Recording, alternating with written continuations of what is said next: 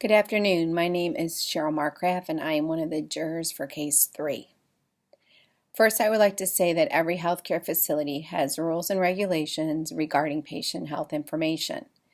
When a person comes into a medical facility, they have to sign a form for consent in order to be treated, whether it is in an emergency room, an elective surgery, a laboratory, or radiology services.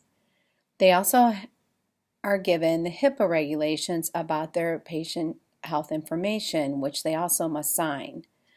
As for the physicians, healthcare workers, and other employees for the hospital, they must comply and sign an acknowledgement of the laws for patient privacy and confidentiality, whether it is electronic health records or discussing patient information such as in elevators or a cafeteria. When we discuss releasing patient health information, the healthcare organization under HIPAA can release information to medical staff or services for the original treatment, such as diagnoses for laboratory results or when seeking payment for a service such as healthcare insurance companies. If the information is needed for other physicians or for another hospital, the patient must be notified prior to the release of the information, and the patient must give approval.